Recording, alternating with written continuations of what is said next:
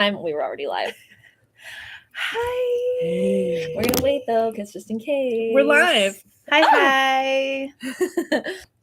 Hello. You're very buttery. They're buttery, right? It's cupcake time Yeah. at Ritual Space. Is this just butter frosting? It's like very buttery and delicious. It's just green butter. It is definitely not dyeing your lips green. So that's cool. Oh no. Welcome. I'm sorry. Yeah. So, welcome to the Ritual Space podcast. I'm Alex. This is Jill. This is Heather, and we are really excited to talk about hypnosis this evening, which is Jill's specialty, and we've got a cool hypnosis based event coming up, so we're excited to talk about that. But in a moment, we're going to have someone interrupt us just to come talk about her amazing cupcakes because she happened to be next door. Her name is Danielle. She's got a business called Baker's Bench, and she makes amazing baked goods. She's made so many things for events that we've done here, and she's participated in events and sold her baked goods at different events too. And these are a surprise. We just happened to catch them next door eating cupcakes and having a good time, and they shared some with us. So we invited her over to come say hi. So she'll come by at some point, interrupt us. Maybe. You just never know when you're going to get a cupcake. Yeah. You just never know. Yeah. So anyway, okay. Upcoming events. Sure. What's going on at Ritual? Okay. Yeah. I'll stop eating. No, you should keep I'm eating. almost done. I'll tell you right. Okay, so upcoming events this weekend. We have what's our Sunday ritual on deck for this weekend? There's a yoga sculpt with Charlotte O'Brien. Our theme for the month of June is taking risks and the fearless pursuit of your dreams. So we're gonna heat it up with a spicy, strengthening, sweaty, vibey flow with Charlotte. Awesome. Yeah. Yay. So that's Sunday ritual, 11 a.m. And the date on Sunday is the 15th, I believe. Yep. We are having a fun pop-up Freaky Friday event. Oh, yeah. Literally, surprise. It's Friday the 13th, this Friday, June 13th. So we're having a little tarot pop-up here at Ritual Space, and you can come and get a tarot reading with any of the readers who are here doing tarot readings that evening. Yes. Are you available Friday?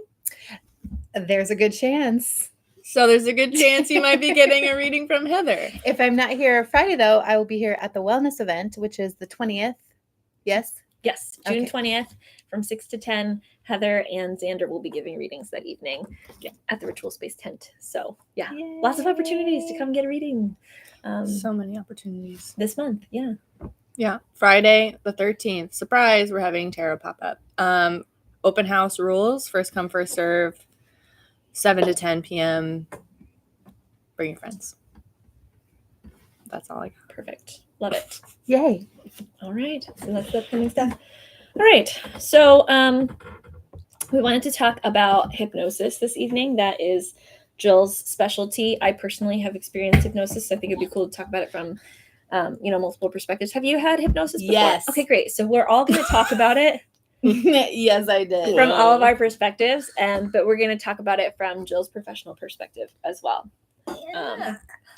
So hypnosis from Jill. Have you had hypnosis from Jill? Yes, Okay, yes, absolutely. The woman, All of the us in myth, this the room. legend, right with us right now. Yeah, I just feel really You are kind of like out of frame. You're cut out. Get in there, girl. Here we go. Here. There we go. Okay. All right. Here we are. All right. Hypnosis. Okay. Well, let's see. I didn't prepare any interview questions. Okay, this is what I want to talk about first. Okay, that's fine. It took me a really long time before I realized that you were saying Hypno-SIS. And then I was like, that's such a cute thing to say. Yeah. And It I just was works like, out. I TM. thought it was really cute. She's your hypnosis. Like sister. I'm your sister in hypnosis. Your hypnosis. Sister in hypnosis. Hypnosis. Your sister in mindfulness, baby. That's Yeah. me. And I think hypnosis is a really great tool to create magic in your life. Yeah. Yeah. Oh, you know what I think would be a good place to start is what hypnosis is not. What it doesn't look like. What are those myths, those things that people kind of think of when they think about Oh, Yeah, that hypnosis? is a good those place to start. associations Yes. we've been conditioned to believe about hypnosis. Mhm. Right. Hypnosis is not mind control. Okay. Hypnosis is not solely for entertainment.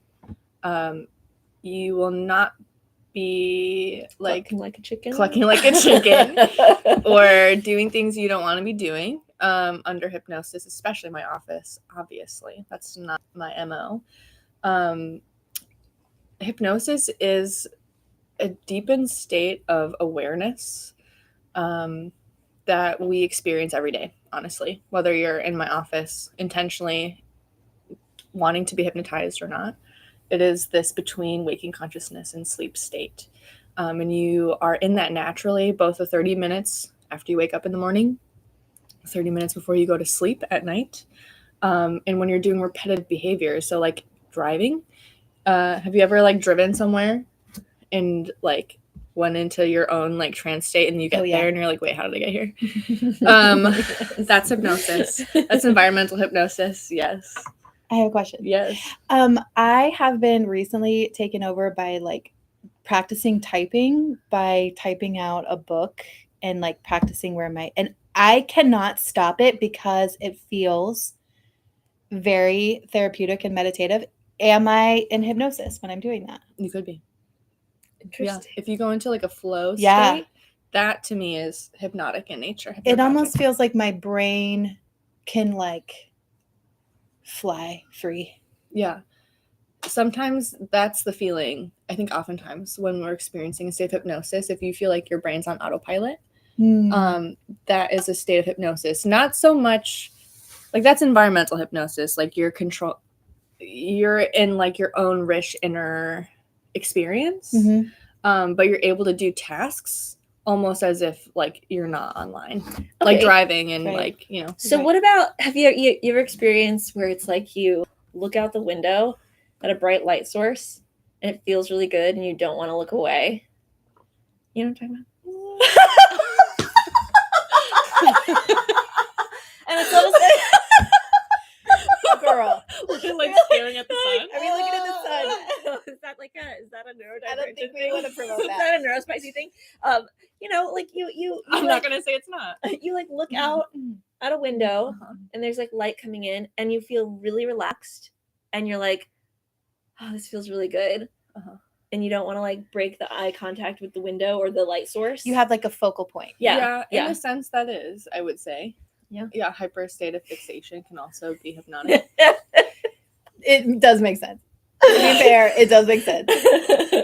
Absolutely. It just happens different for all of us. Yeah. But hypnosis is that in-between state. So I also, when we've talked about this before too, it's different stimuli in your environment, in like different message units, as I call it, different information or sensations. You can, if you're really susceptible to hypnosis, you can like almost become like pretty easily like influenced or be put in that state where you are suggestible to doing things. Yeah. So, and you've talked about how like some people actually aren't good candidates for hypnosis because of something related to that. Is that right? So everyone can be hypnotized because it's a natural rhythm. It's a natural experience that you have. Therapeutically speaking, some people probably should not be hypnotized. So people that already have like dissociative disorders, because they're going to actually put them in a deepened state of dissociation. I am not a mental health professional. Hypnotherapy is for personal and vocational development and growth. Of course, it's phenomenal in partnership with counseling, but there are some people that I cannot treat alone. I would need a referral. But a lot of people that have either like severe depressive disorders, bipolar, other kinds of dissociative disorders usually are not encouraged to experience hypnosis. In that case, I think modalities like EMDR are a little bit more controlled and are going to be supportive in that. But hypnosis, it's one of those things that it could deepen those dissociative states. But anyone can be hypnotized, especially because it's a natural phenomenon.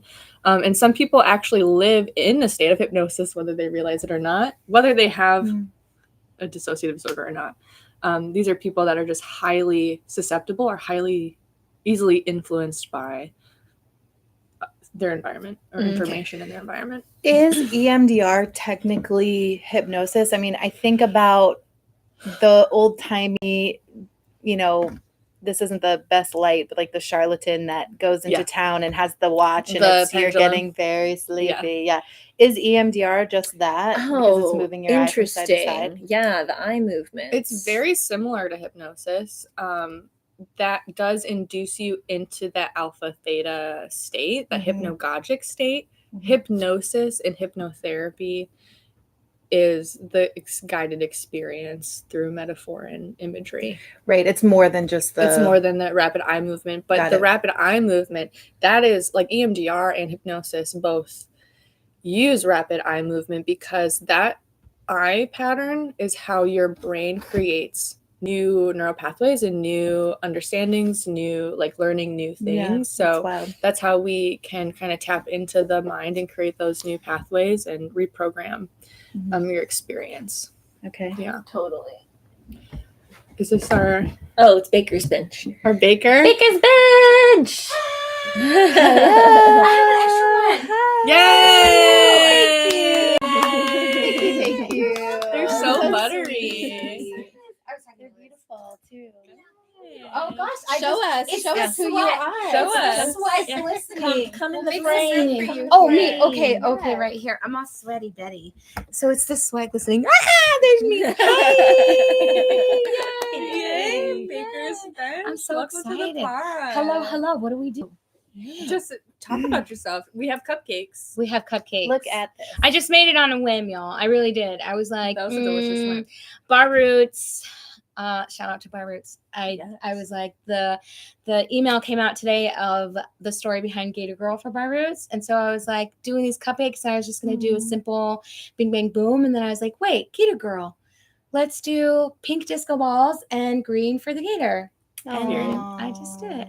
You know, when you're just like, there's so much going on, and then you're like, creativity is just like, meh, but then all of a sudden something like hits you, and then your creative juices just like, it just happens. So do you feel like when you're making these cupcakes that you're in a state of hypnosis? That's what we're talking about today. I would say it's kind of like yes and no, right? Mm-hmm. So again, with the creativity, it's like, you know, you're just like, if I'm just doing something, someone says, hey, here's this Pinterest picture, here's this IA picture, which is the whole thing, that I'm like, great, you know, my creativity, like I can't, you know, I'm not going to copy. One, I'm not going to copy anybody's work. Yeah. Two, I will go off what I can with the theme that you want, and work off of that. Or if you have an imitation. And then for me, that's where my creativity flows. Like it comes. And then once it's there, it doesn't stop. So yes, it can be, you know, a hypnosis type of thing, but then also it's kind of like, it depends. It depends. Right. It blends both of all the brain waves, which you know all about. The brain waves. You can talk about the brain waves better than me. Do you go into like a flow state when you're baking them? Oh, absolutely. You're like automated. Absolutely. Like, you know, so I do anything and everything from cookies to cakes to chocolate covered desserts, you know, bars, wedding things. But yeah, definitely when I hit that like groove, I'm just like, it is what it is. I'm just like a machine. I just like pump it out. And then the creativity, that's what I'm like, oh wait, but I could do this, or wait, I could do that, which sometimes it can get me into a little bit of trouble, and then I take too long and because you love it. Yeah. Would you say that like hypnosis can stimulate creativity? Oh, 100%. So if you go into like an autopilot or like hypnotic like state with something that's comfortable and familiar, then like creativity can kind of be stimulated from that. Yeah, I think when you go into that flow state, whether that's physically or in like session, you are having a more like a deeper inner experience. So you're becoming more conscious of things. You're not thinking so much about what you're doing, especially if it's automated. Like I'm sure you could bake a cake and like it just goes. Like, you're not thinking about all the steps. So just doing it because it's automated, you can also like free up your mind to then think about thank you, you know, what you're creating or what you want to be doing. Absolutely. And what's the name of the business again? Baker's Bench. Baker's Bench. We can link it up in the show notes below. Yeah. If you came to the website? womb Yeah, retreat and yeah. had those lemon bars, Oh Baker's yes, Bench. that Yeah. was. She also baked. Did you do lemon bars for the showcase too? I did. Yeah. Yeah. Oh, you Yeah. did. I And then did. those cupcakes and the cookies. And the cookies, the little stripper ball cookies. Little Oh, stripper I love those little balls. sassy. Yep, I did those. So Yeah, and then for camp we Yes, we did did cookie decorating. cookie decorating classes. I do classes.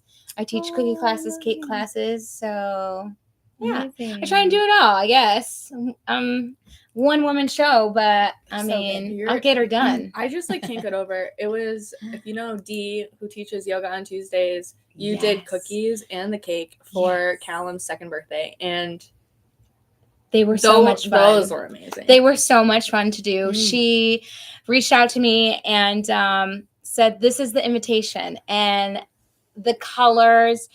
It was just like a splish splash theme, right? It was summer, and it was so fun.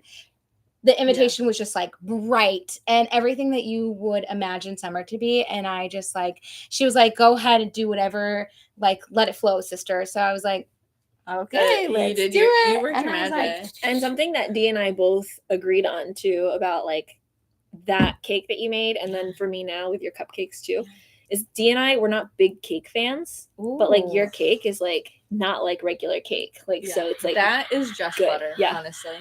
So good. Is it just a butter frosting? Did you just like whip butter and add coloring? no, I wish I Are did. you That'd be sure? Because freaking it kind of easy. tastes like it, and I kind of love that. It's a little bit. It's a little bit of my blood, sweat, and tears in there. Oh, I And tasted that. yeah. Probably more so tears and everything. But no, straight. I mean, yeah. For those, that's just my regular vanilla cupcake with the vanilla American buttercream, whatever. But yeah. As far as like taste, flavor, I can literally do it all. Like I could do gluten-free, vegan, but my most popular, people are like vanilla funfetti or white cake, wedding cake. so good. Yeah, good. I'm glad I named Well, you can Cupcakes. catch Danielle at Baker's Bench. We'll tag you in that. Also, she's not only baking cakes. Oh, She's making cakes I'm baking at Bar cakes. Roots, honey.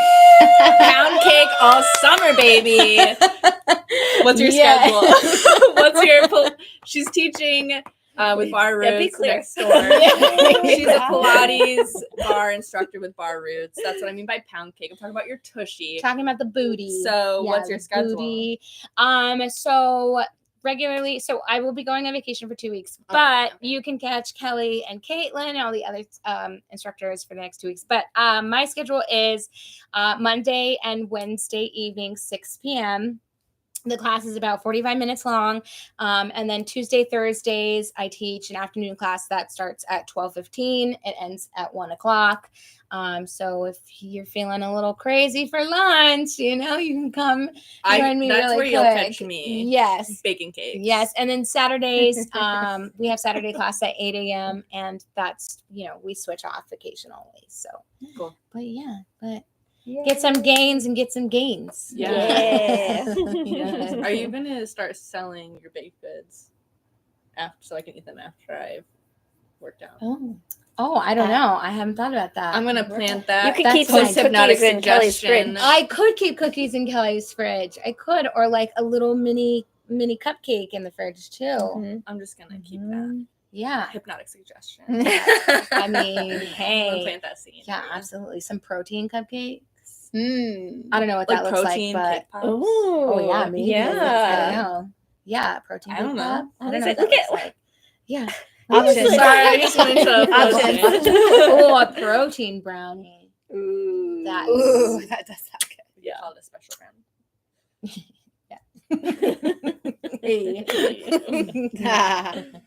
Well, thank you, ladies. Yeah, so thanks much. for coming. Thanks for the cupcakes. Yay. That was an Yes, unexpected thanks for treat. This sharing. episode is good. sponsored by Baker's Bench. Yeah.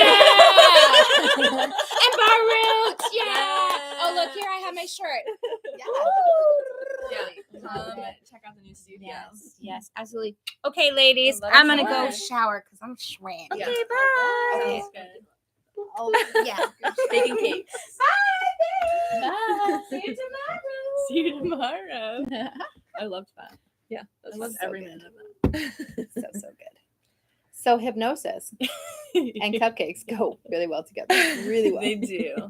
It's funny. Cupcakes are hypnotic. Yeah. There's like a kind of like a swirly little pattern on the top of that cupcake, which is Mhm. reminiscent of the like swirly thing that you often think of when you think of are hypnosis. getting sleepy. I personally have this fascination with vintage hypnosis posters. Mm. If you've ever seen like imagery, it's like usually like I feel like the 1920s, 30s, it's these posters with like a man with like a turban and like Yeah. laser beams coming out of his eyes, Yeah. or like someone with their like laser like lightning bolts coming out of their fingertips and like levitating a woman, you know, or something. Yeah. And that's just super not hypnosis. That's Right. just like not.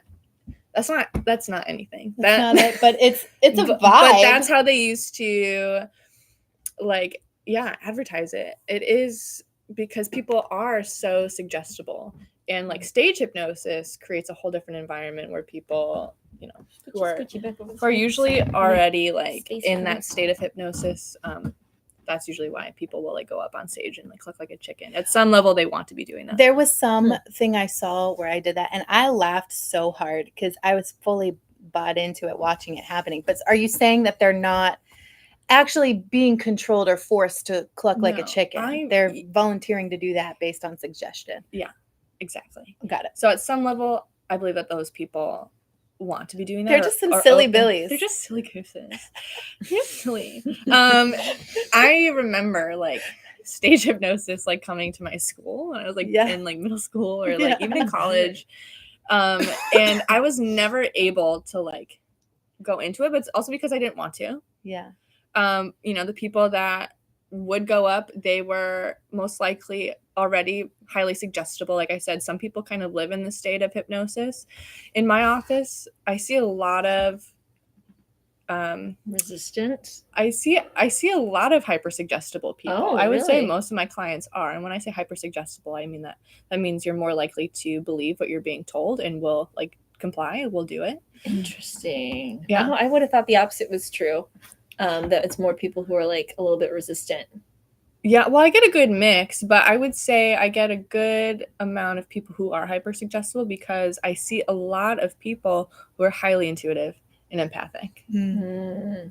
I attract naturally, I think, a lot of women, especially that are like intuitive, or just have like a strong meditation practice already. So they're pretty open to suggestion. They're obviously in my office because they want to be suggestible to, you know, more empowering things. But I think especially people who are very sensitive or intuitive or empathic, they tend to be hyper suggestible. I think it's just really cool how, you know, I feel like the term hyper suggestible feels a little bit like it's a clinical term, so it's it's almost like it feels offensive. Like I'm not suggestible, Right. you know what I mean? Like I almost feel offended, Sure. but like, Don't be offended. Please, no. I'm like But I understand what opposite. you're I'm saying. like, yeah, I want to buy into like whatever it is. Like I'm down. I'm like, that's a compliment. But like the thing is it's like the term is referring to the willingness, openness, and ability to have your brain rewired, essentially, right? I mean, it's like I'm thinking about like I've had hypnosis done, and I also have had a variation of EMDR, not the real version, not like the lights version, just a tapping versions. And they felt really, really similar to me. And I feel like in both experiences, like, yeah, I was like doing some serious rewiring work in my brain. And then afterwards felt the difference of like how I responded to the specific things that were being worked on in those sessions and how I felt about them and how I felt like this sense of empowerment that I had. And that's through that suggestibility that's happening through those sessions, essentially. Yeah. Exactly. Yeah. I mean, suggestibility is a clinical term that means how you learn. And we all learn differently, I think, but the way that when you come into my office or we're having a conversation about hypnosis, when I talk about your suggestibility, I'm talking about the spectrum in which you land on, because I think we're all on the spectrum. We can't be defined by just one thing. And we can also change in the spectrum of how we learn because our brains are plastic. meaning that we can change. Neuroplasticity, Yeah, we can change our neural pathways in the way that we experience things. But when I talk about it, when you're suggestible how you learn, I put you on the spectrum with assessment and therapy between emotional and physical. When you're on the emotional side of the spectrum, the way that you learn is you are when you are walking around the world and you are experiencing information, you're receiving information from your environment, whether that's through your friend groups, the news, social media, just the temperature, like the weather outside, that's all information that you're gathering. When you're an emotional suggestible, you are having an emotion, an experience in response to that information, whatever it is. And then you're thinking about how you feel. Usually emotional people, the higher on the scale that you are emotional, you're more likely to observe the emotion and then want to think and analyze that feeling in order to have a controlled response to that experience based off of what you're conditioned to believe, how your conditioning has influenced how you see the world. On the other side of the spectrum, when you're more physical, on the physical side of the scale, again, whatever stimulus you're receiving, you're having an emotion, but you're experiencing that emotion in your physical body. And so the more physical you are, the more responsive or reactive you are to that information because you're having that physical feeling. I'll give you an example. Let's say you're walking down the street and you're having a good time, getting your exercise, whatever, and you hear a dog bark. And maybe you start to notice your palms are sweating, your heart's racing, you're having a physical response. You maybe have let's say you have you don't like dogs. You've been bit or attacked by a dog before. So when you hear that, your body's responding to that information because, I remember, I know subconsciously somewhere in my mind, I know about that experience. My body is responding. And then I'm noticing that response. And I'll either react to it. People who are more conscious of that, obviously, they're going to notice that response and be like, okay, why am I feeling this way? Oh, right. I got attacked by a dog. Not everyone's as conscious of their experience. If you're an emotional person in that same situation and you're feeling that, that you're afraid of dogs, you hear that dog bark, you understand that emotion you're having. Now you're thinking about how you want to respond. So people with a more emotional suggestibility, they are more detached from the physical ego sensations in their body. Okay, so that makes me have a question. Me too. I got next. You go first. So, okay. Sorry, I've been here. Obviously, there's a middle of the line. Right. There's the middle of the spectrum. So I'm wondering, what is so you're talking specifically the physical versus the mental awareness, right? Physical experience and then maybe you'll remember that you're afraid of the dog or not or whatever. Yeah. Then the mental experience being I'm afraid of dogs and I heard a dog bark and now I'm freaking out because I'm afraid of dogs. So personally, something that I'll experience, and maybe this falls in one of those ends or maybe it falls somewhere more in the middle. And I think when I did the assessment, I fell in the middle. So that's why I'm curious about this. What'll often happen to me is I'll notice, if I'm feeling anxious, I'll notice the anxiety in my body first. Or I'll notice that I'm spiraling, one or the other usually. It's how I notice it first just depends on what I'm doing or what's going on or how it's manifesting. And sometimes it manifests as spiraling. Sometimes it just manifests as physical sensation for whatever reason. But then what happens is I start to analyze and I'm like, why am I anxious right now? Where is this anxiety coming from? Is it because of this? Is it because of that? And I just start to kind of go into hyper analytical mode because I usually, when anxiety comes on, I often don't know why it's coming on. I don't know what the stimulus was. So is that a part of a particular part of the spectrum or is that just yeah. Do you have an answer for that? I do. I think from what you're saying and also from knowing you, you are kind of in the middle of the spectrum. And so people who kind of fall in the middle of this spectrum and how they learn, they're kind of experiencing both things simultaneously, right? So you're able to, it's like having layers of information now. Because if you are noticing and experiencing the physical manifestation of your anxiety, for example, and then you're also thinking about, okay, I'm anxious and what do I want to do about this and what is this from, and you're going through that mental checklist to try and, I'm assuming, to understand and regulate yourself. I feel like that's probably the point, but usually it's not super effective. Sure. When you're having that kind of experience, I would say you're more in the middle. Now, when you're in the middle of that spectrum, there's a different, I guess, word to describe that experience. And the clinical term is somnambulism, which is a clinical term for sleepwalking, which is fascinating. But in the case of hypnotherapy and hypnosis and understanding how you learn, you're not sleepwalking. It's about you having layers of information happening at one time. And when you're not conscious of that and you are more somnambulistic, you are going to be more influenced by that experience than in like that emotion, rather than having that conscious awareness of like both. So like when I would say, like I said, I get a lot of people who are in the middle of the spectrum who are more hyper-suggestible, who are somnambulistic, because when you're not conscious of that, like, especially as an empath, for example, if I don't know that what I'm feeling is what you're feeling, that's another layer of information on top of it. And I'm more likely to be influenced by how you feel and like respond based off of how like my environment feels. But when you're conscious of it, you can be like, oh, that's not mine. Right. I think my question is similar in that it's, can you have the feelings without knowing what's going on? Yes. For example, I had a panic attack last week, and it was really strange because I was like, oh, I'm starting to hyperventilate. Oh, I'm getting shaky. Oh, I'm starting to cry. Like, I'm fully watching my body go through all of this thing. And I was like, I'm kind of irritated about like a thing here and there, but nothing warrants this response.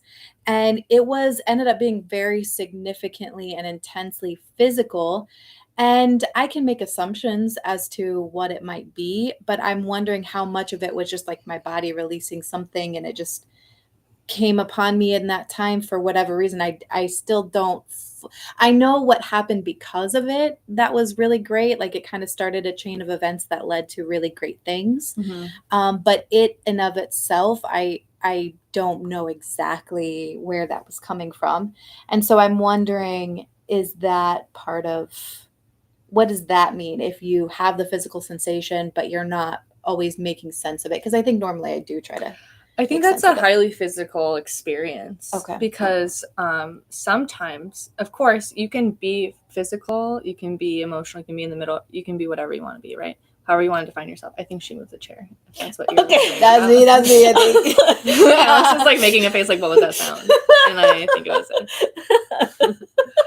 I like thought I saw something back there move, and I wasn't sure, and I was like, wait. Our guy could be with us tonight. Because about hypnosis not that tonight. ghost again. I already forgot to put on the comments, so we can blame that on him. Like, you, based off of what you're saying, you're having a physical experience. Yeah. But you're also observing your experience. Right. You are someone that has a lot of practice in being the observer of your experience, right? Yeah. Emotionally, physically, intuitively, right? Yeah. So, I don't know. I would kind of put that in the middle of the spectrum, but Still that in is the a middle. very physical experience. Okay. Yeah, obviously having that kind of response to a panic attack. Yeah. But you were still able, it sounds like, to zoom out and be like, okay, why am I feeling this though? Yeah, that's true. I was very much observing it. I was just like, body, what's going on right now? Hey, body. Yeah, that's very middle of the spectrum, I would say.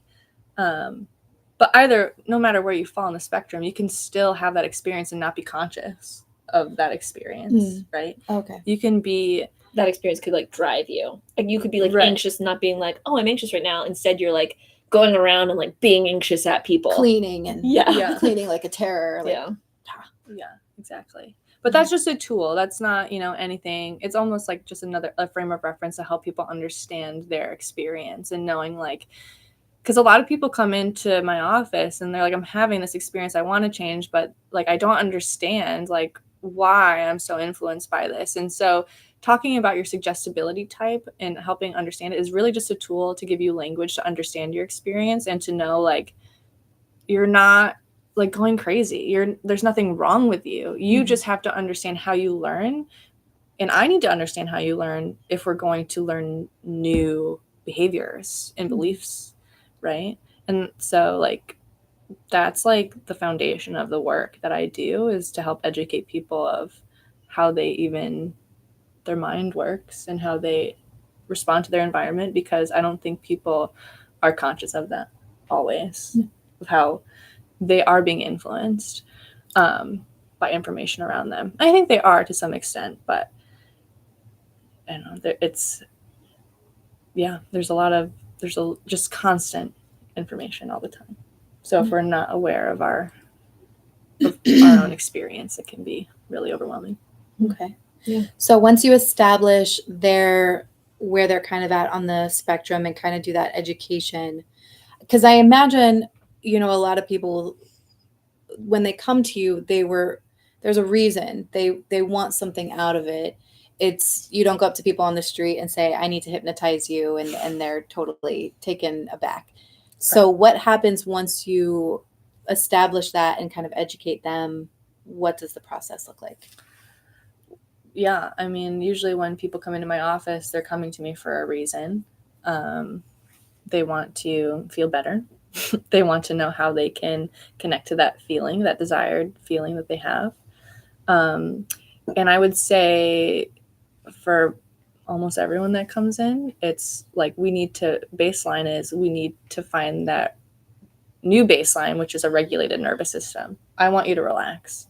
Like, that is the main point, I would say, especially in session 1, is to educate you on how you learn and to help you find your new baseline, because you cannot make new choices, empowered choices, or even really hear your wise and loving voice in your own mind if you are dysregulated, if you are in chronic stress. And most people walking around the world don't even understand how dysregulated they are. Mm-hmm.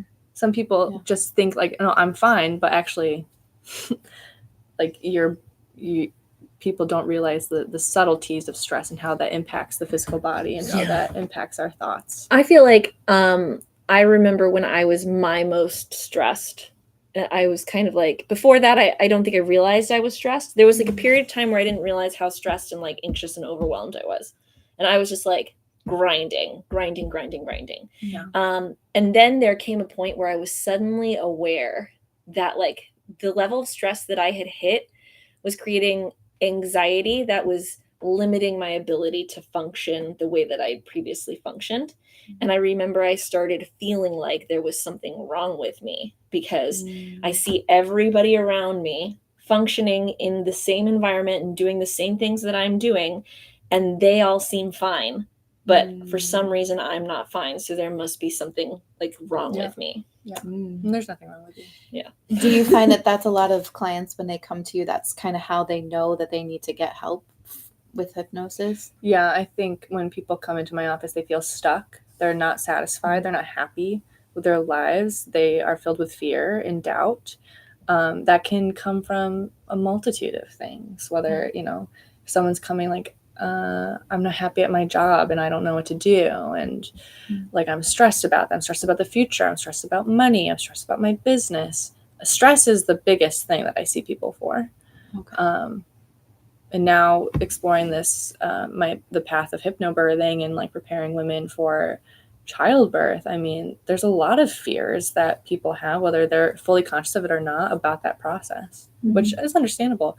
Both because that's a hugely transformative experience, both physically, emotionally, mentally, spiritually, but also because of the conditioning that we receive from our families, through our upbringing, from other people soliciting advice or worries for us in that process, and also societally, what we're conditioned to believe. Women in their womb spaces are policed and judged, and whether you use it or not, there's always something to say. So it's really about understanding, okay, why are you stressed? What is the fear or the worry or the doubt or that limiting belief associated to that stress that's causing you to stay in this state of fight or flight, a dysregulated nervous system? And how can we regulate your nervous system, get you to slow down and come in within so you can actually hear what your inner voice is saying, and also reinforce these things that you want to believe, because you have that control because you have choice. And sometimes the only choice that we have, the control we have, is the decisions that we make. for ourselves. So my goal and my hope for anyone that comes into my office is to help you make empowered choices based off of the goals that you have for yourself, and to move through any limiting beliefs, lack mindset, stress, fear, doubt, previous conditioning, trauma, that keeps you stuck or feel like you can't have the things you want, because you can absolutely have the things you want because you want them. Yeah, I think that when we think of magic, we think somebody else will do it for us. And really the magic is when you learn how to do what you need for yourself. Yeah. And what it sounds like is it's a one-way trip to nervous system regulation, so that your ability to choose and to be empowered even in an emotional moment becomes the way you maneuver in your life, so that the things that happen are more conscious and directed by yourself, instead of feeling totally helpless to the circumstances around you. Absolutely. I think so much of this hypnotic work too is helping people be a really conscious observer of their experience. Like you said, you observed yourself having a panic attack. Yeah. That is kind of a great place to be in. If you can, obviously you don't want to have a A+ panic attack. Worth it. No, but like, you are not your emotions and you are not your thoughts. You are the observer of that experience that you're having in that moment.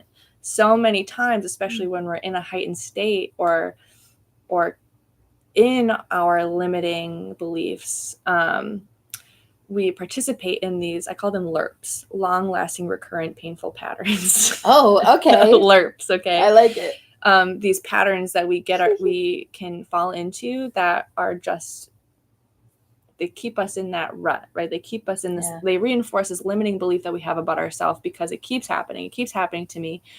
But I want people to take a step back from that and observe that experience. Okay, let me observe that thought pattern. Let me observe the emotion that's associated with that. What is that from?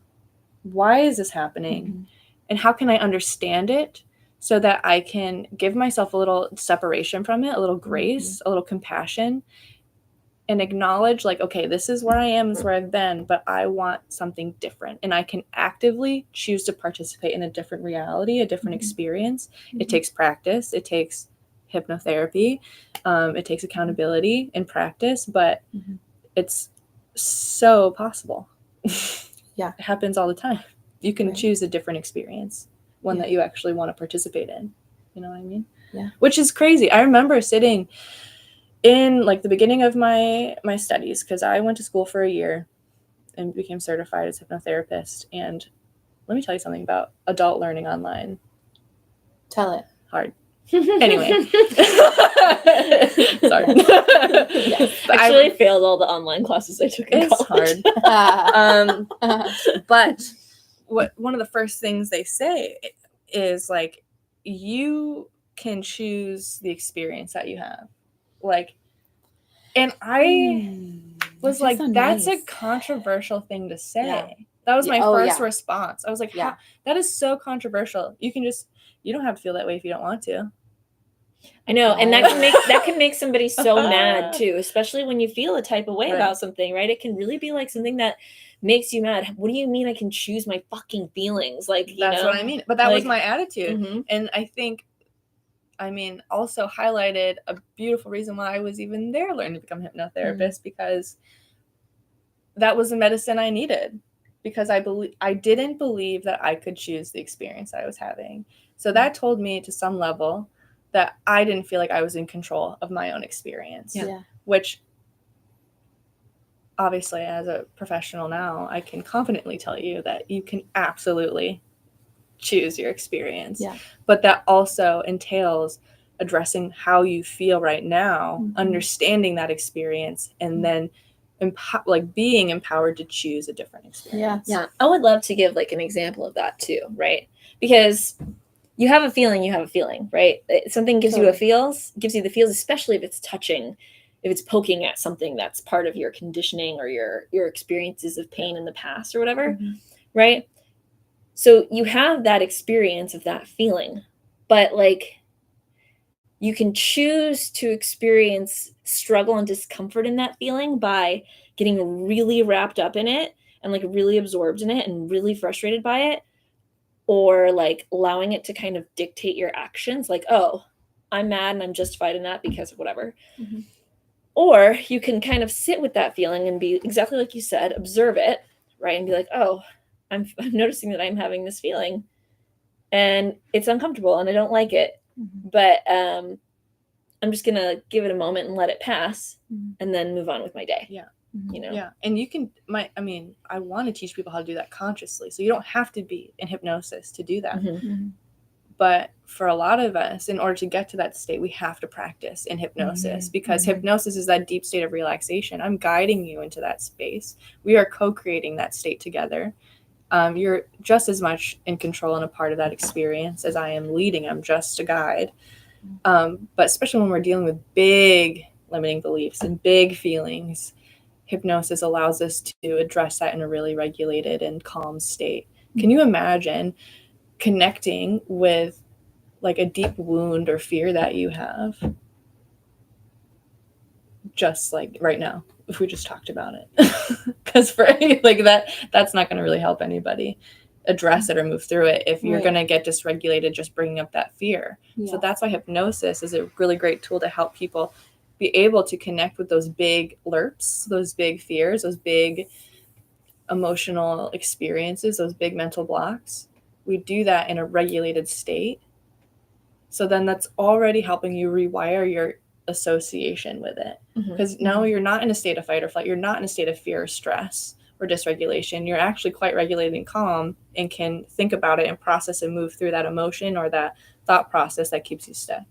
Okay, so that gives me a question. And you kind of, this basically, you want to teach people how to do this. But like, so what do people do when they come up against an emotion that dysregulates them? And now the emotion is what dysregulated them in the first place. So how do they get themselves back to a state of regulation so that they can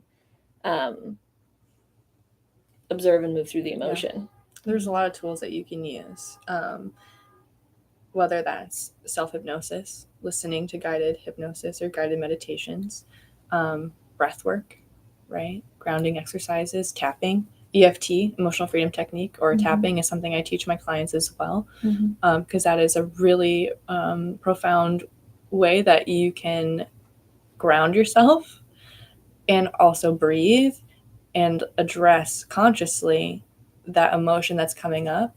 But also, as you go through the steps to EFT and tapping, you're seeing, and the point is to watch yourself and feel yourself de-escalate or regulate. So it's essentially, it's tools that you can It's learn tools. and come back to help you regulate, so that then you can be like, all right, I don't need to let this emotion impact me so heavily.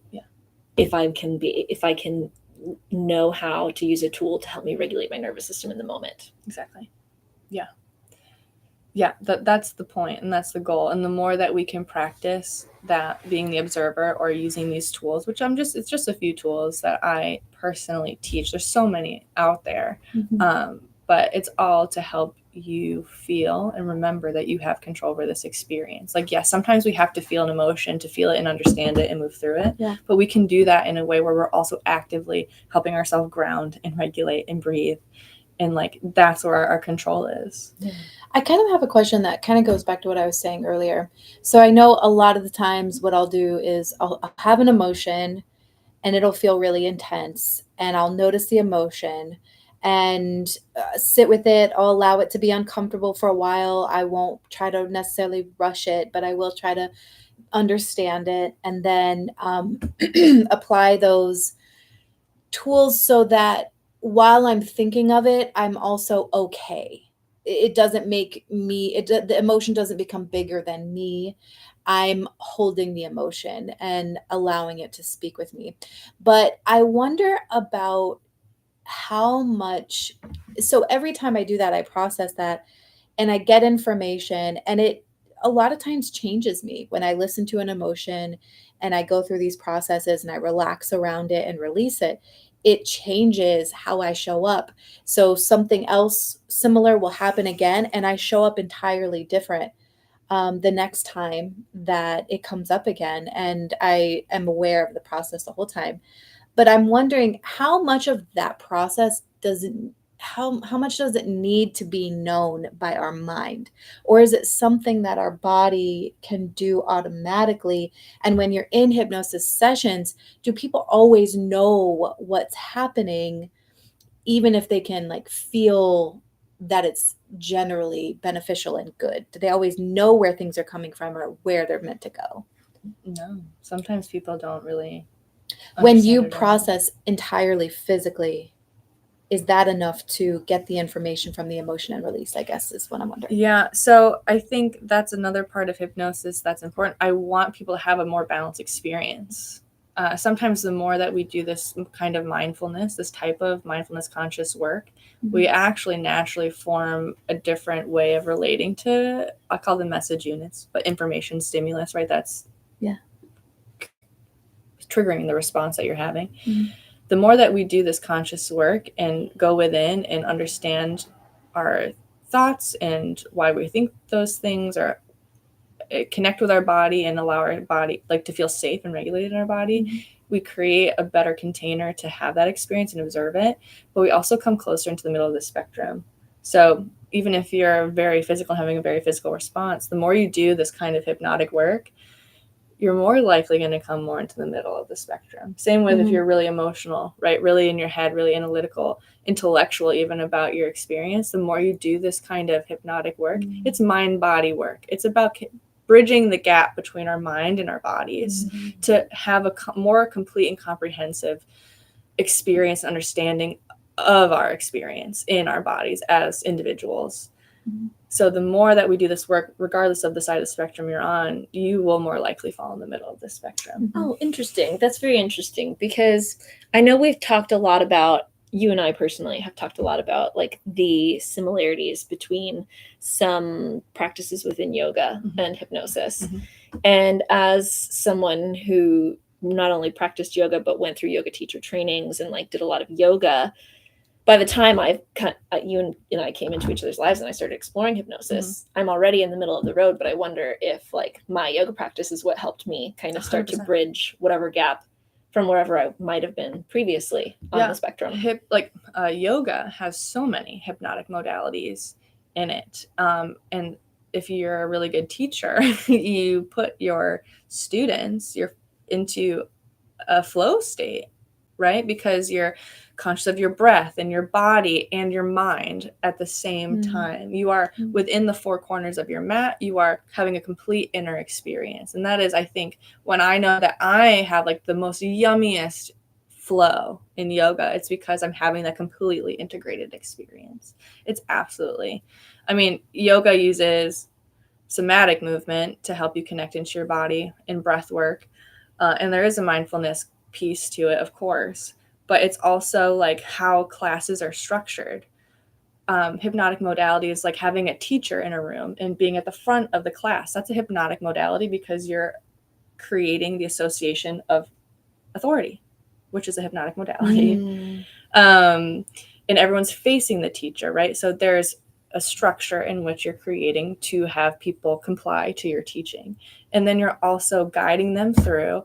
And in yoga too, in a lot of good classes, you're having progressive relaxation, right? Especially in Shavasana, right? So, or even throughout the different flows and structures, because you want people to have that body scan to really connect with every part of their body and how they're feeling internally, and allowing their mind to follow and create that pathway for them. That is a hypnotic modality as well.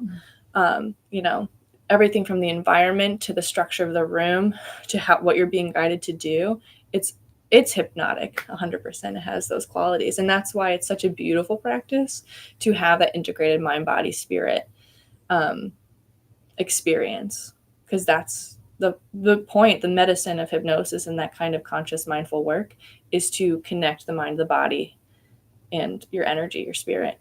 It's very spiritual. I love it. Yeah. So yoga is a way to access it. I know I've heard everything from like smoking cessation. You're mentioning hypnobirthing. We kind of did past life, between lives, Past life regression. Mhm. So what are the different categories, I guess, that people like to address in general? Or what do you address in your practice? Yeah, you can do hypnosis for so many things. Mhm. I've done fears and phobias, smoking cessation. I still do those things. It's on a client-to-client basis because whatever it is, right, breaking habits, addiction, it's you want to have control over your life. At the end of the day, that's why you're coming to hypnotherapist. I don't feel like I'm in control, and I want to regain control of my life. Mhm. I tend to focus more on like stress and anxiety, but I also like focus mostly on like with people who are creative, small business owners, have goals and things that they want to build. And so we are going through the process of helping them create that plan, lay out those goals, and then working on our mindset every step of the way to help them accomplish those goals. Because I know from experience, I am my biggest critic. And these nagging voices in my mind tell me I can't do things and stop me from feeling good about my goals. And that's the shit that I have to work through. My lack mindset, my imposter syndrome, all those things. Because that's so personal to me and I work through it every day, I feel like that's why I also attract clients like that. And then with hypnobirthing, I have such a desire and interest in womb healing. And I'm surrounded by women and mothers to be, women that want to be mothers, have been mothers. And so hypnobirthing is kind of the natural progression to that. I'm really excited about that journey. But I got into this work because of past life regression. And it's not something I advertise all the time. I love doing it, but I guess it's sacred to me.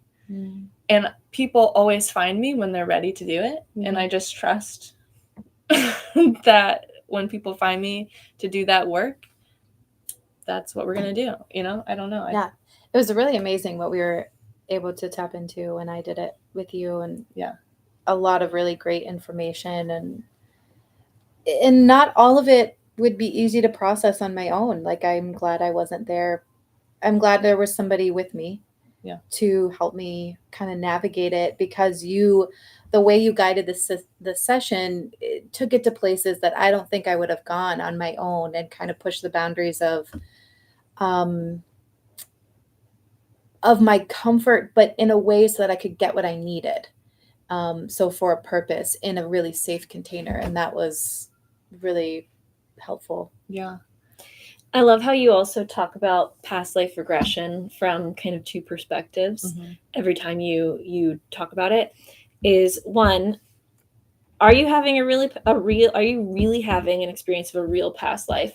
You don't know. How would you know, right? This is like a past life is like a spiritual theory that we don't know for sure if it's real or not, right? Some people believe it, some people don't. So are you having a past life experience? Yes, quite possibly, but also maybe not. It could be that your mind is just creating a metaphor for you to help you work through stuff through the visualization of a perceived or potential past life. And I love that because I mean, I am someone that does believe in past life experiences, but I feel like it makes it accessible to people who don't necessarily believe that. And they know that they can get so much, they can still get benefit out of it, because what's happening if it's not a real past life is that it's like your mind creating a scenario to help you work through stuff that you're experiencing in this life, but in a different context, right? Absolutely. Yeah. I think, I just don't there's not enough data that exists out there for me as a clinical hypnotherapist to tell you that you are for sure having a past life experience. I, as a spiritual woman, believe that that's possible. But regardless of whether you're really going back into a past life, remembering that or not, your mind loves you so much. Aww, your brain nice loves thought. you so much, even when it's not telling you very nice things. Right, it's trying to protect something. It's trying to protect you. That's what your mind does, and that's why you're able to recognize patterns and behavior and experiences, and you remember how that feels, and that's why it can be triggering sometimes, because your mind wants you to remember, right? Whether it's true or not, right? But it does. Your mind loves you so much, and your mind can create powerful stories and imagery and symbols and metaphor to help you connect with parts of you that you want to understand. So regardless of whether you think past life regression is real or not, it can certainly be a powerful metaphor and a beautiful tool to help you connect to whatever your intention is for having a past life regression. But also, I think it's such a strong tool for compassion and connecting with that, because in a past life regression, you're being prompted to go back and remember a past life. When I guide it, I'm just asking questions, right? Your mind you're being shown an experience in quite a real way when you're in that state of hypnosis. And whether it's real or not, it's such a powerful demonstration of seeing someone else in your shoes, right? Because you're witnessing another life as another person, and you connect with that person as you. That's your soul in another body, another lifetime. And so you have to have compassion for that experience. So if you can have compassion for yourself in a past life, you can also have compassion for anyone else, because we're all having a very real human experience, and we're all learning and relearning how to do this. And to learning how to be ourselves in a world that conditions us to believe that we are certain things. And I think, the greatest gift you can give yourself, I think, is that sense of self-empowerment and deep personal understanding. That's the magic. That's where the magic lies, baby. Yeah. Can you believe that we're already at an hour? I know, you're so knowledgeable. I can talk. I can listen to you talk. I can't believe that. Because you've been talking to us. We're just like drilling, listening. Well, thank you for sharing your knowledge with us. Yeah. Hypno-SIS. Yeah. Listen. Our favorite Hypno-SIS. Find me at becominghomehealingco.com and social media. Yeah. Book private session with Jill. She's amazing. I've had past life regression and hypnosis with her for, variety of things, and they've always been amazing. They've always been so helpful. I think they've really facilitated my personal transformation and growth over the last couple years that I've known her. For me, having them spread out in the ways that they have been has been beneficial. But I think she can help you come up with a plan that would work for you. Like how frequently would hypnosis benefit you? Are you a one and done? Do you want to come back every so often for little tune-ups, or is it something you need maybe a more intensive program that's more frequently, seeing her more frequently to help you work through whatever you're working through. But she can help you figure all that out. And then I just also want to use this conversation as an opportunity to plug that we are having a past life regression workshop in the studio on June 20th from 7 p.m. Sorry, I just had a malfunction. 7 p.m. to 9 p.m. Not with Jill, but with us. She specifically focuses on past life regression, the person who's hosting that workshop. And it's really just an opportunity to experience and to try out hypnosis and past life regression experience and see if it's for you in an affordable way, and check it out if you're interested. Yes, ma'am. Yay. Thank you. Thanks for hanging out with us tonight. We were a little all over the place. We were, but we arrived. Yeah. And that's good. Yeah. We were just hanging out. We were just hanging out. This is a typical hangout sesh. Bye.